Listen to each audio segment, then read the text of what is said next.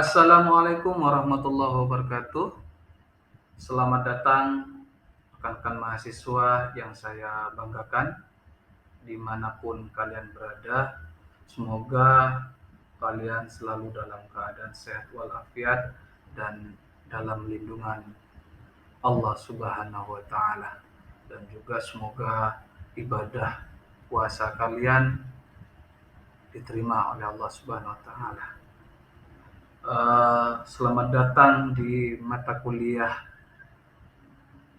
ke-PGRI-an, di mana mata kuliah ke-PGRI-an ini kita selenggarakan dengan sistem pembelajaran daring, dan materi kali ini adalah rencana strategi PGRI yang disebut dengan Renstra.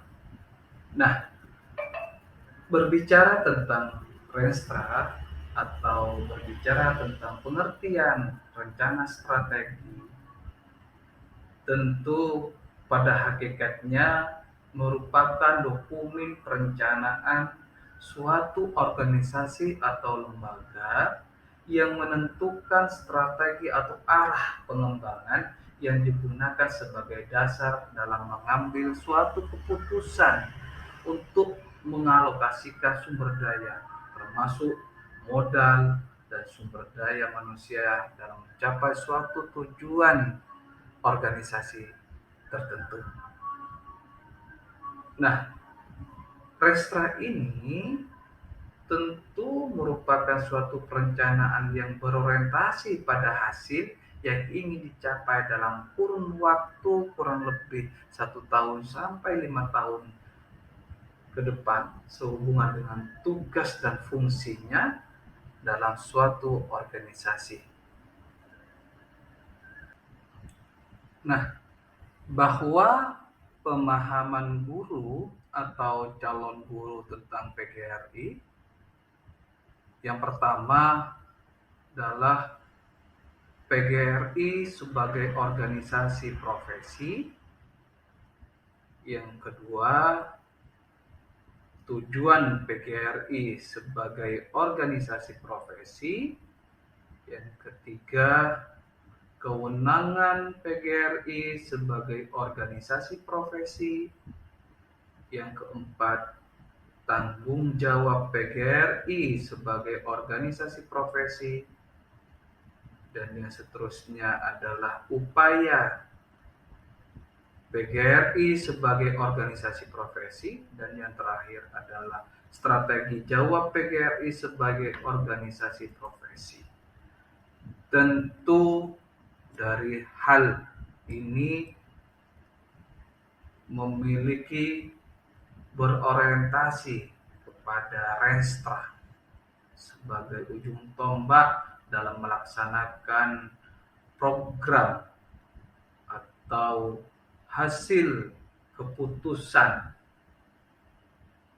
yang ditetapkan di dalam Renstra. Digambarkan suatu tujuan, sasaran, kebijakan, program, dan kegiatan yang merupakan proses keberlanjutan dari pembuatan keputusan.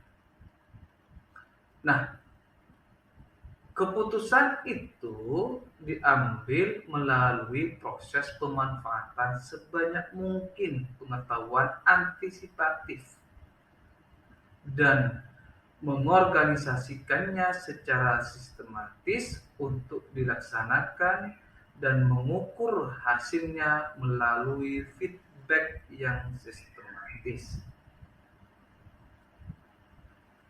Oleh karena itu, dari beberapa poin tersebut, inilah yang kemudian menjadi suatu rumusan dalam rencana strategi PGRI.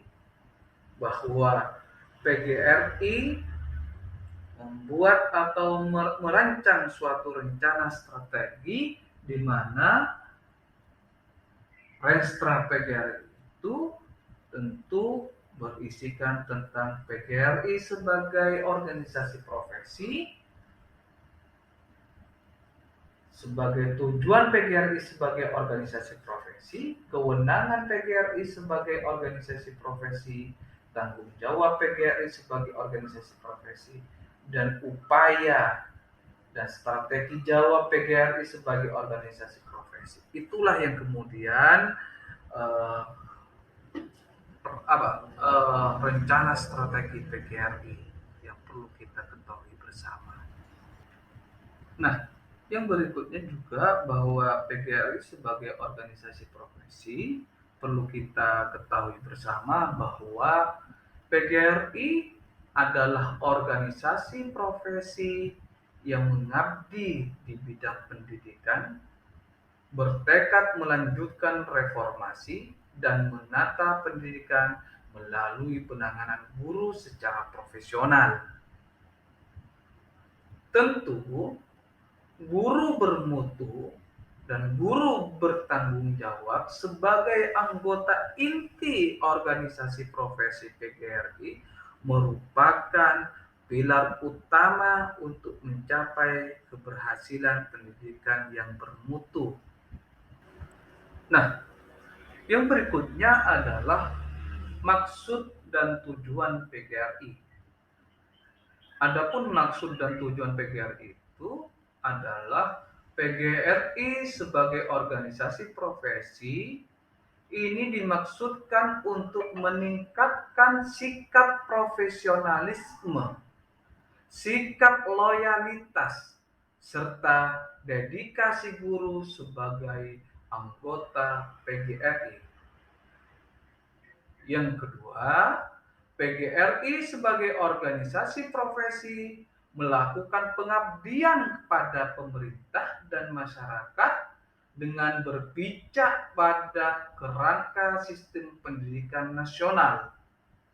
Sekali lagi, bahwa PGRI sebagai organisasi profesi dalam melakukan pengabdiannya kepada pemerintah serta kepada masyarakat tentu berpijak pada kerangka sistem pendidikan nasional, terfokus dalam memperjuangkan harkat dan martabat guru, terdepan dalam memperjuangkan profesionalisme guru, serta membantu pemerintah untuk meningkatkan profesionalisme guru di Indonesia.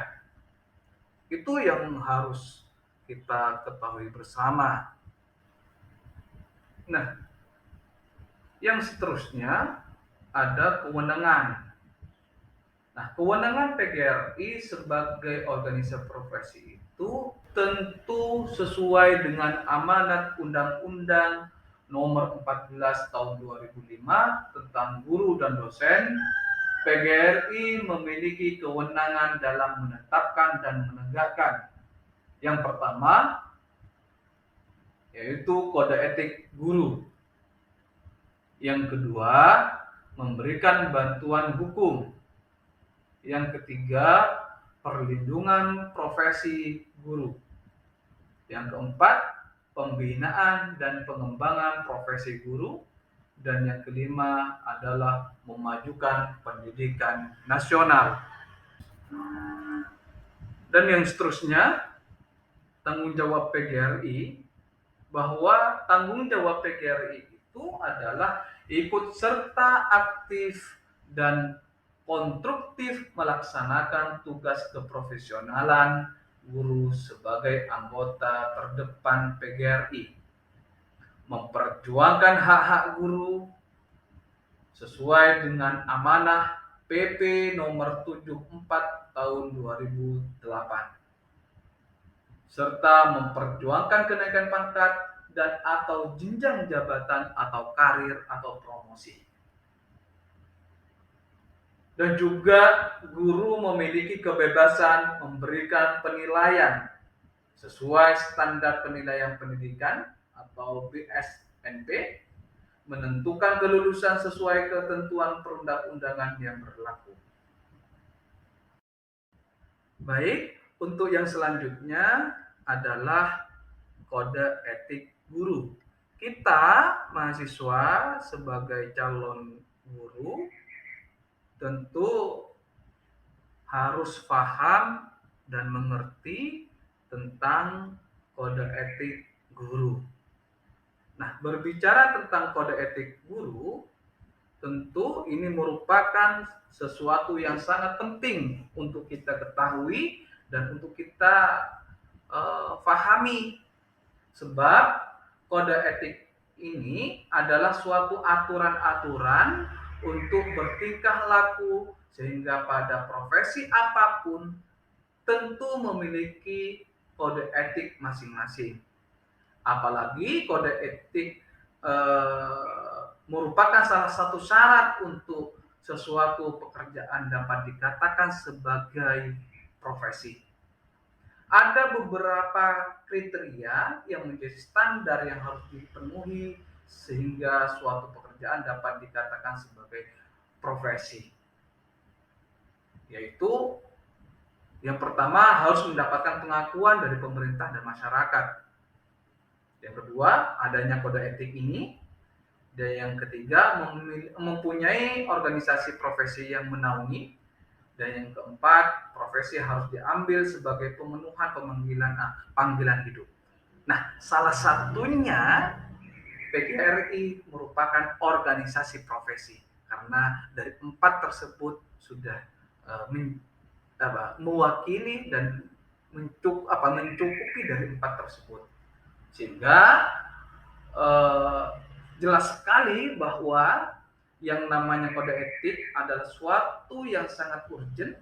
Di samping sebagai syarat guru bisa dikatakan sebagai profesi, maka kode etik juga yang dikatakan menjadi salah satu panduan bagaimana tingkah laku pelaku profesi tersebut. Adapun kode etik guru Indonesia itu yang pertama adalah guru berbakti membimbing peserta didik untuk membentuk manusia Indonesia seutuhnya. Yang kedua, guru memiliki dan melaksanakan kejujuran profesional. Yang ketiga, guru memperoleh informasi tentang peserta didik sebagai bahan melakukan bimbingan dan pembinaan. Yang keempat, guru menciptakan suasana sekolah sebaik-baiknya yang menjunjung keberhasilannya proses belajar mengajar.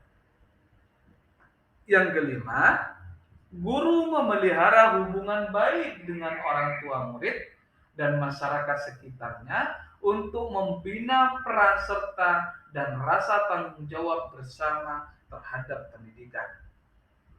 Yang keenam, guru secara pribadi dan bersama-sama mengembangkan dan meningkatkan mutu dan martabat profesinya. Yang ketujuh, guru memelihara hubungan secara profesi, semangat kekeluargaan dan kesetiakawanan sosial. Yang kedelapan, guru secara bersama-sama memelihara dan meningkatkan mutu organisasi PGRI sebagai sarana perjuangan dan pengabdian. Dan yang kesembilan adalah guru melaksanakan segala kebijakan pemerintah dalam bidang pendidikan. Inilah beberapa kode etik guru yang harus kita ketahui bersama. Tentu guru melaksanakan segala kebijakan pemerintah dalam bidang pendidikan. Demikian juga bahwa guru bisa dikatakan sebagai guru profesional ketika ia memiliki kompetensi dasar sebagai guru. Kompetensi guru menjadi suatu hal yang sangat penting dalam mengelola pengajaran kepada peserta didik. Adapun kompetensi yang harus dimiliki yaitu kompetensi pedagogik, kepribadian, sosial, dan profesional. Itulah beberapa keterangan tentang kode etik guru Indonesia. Baik, barangkali itu yang bisa saya sampaikan. Semoga bermanfaat bagi kalian semua. Kita akhiri penjelasan tentang materi rencana strategi PGRI. Semoga bermanfaat bagi kalian semua. Terima kasih. Akhiran wabillahi taufiq wal hidayah.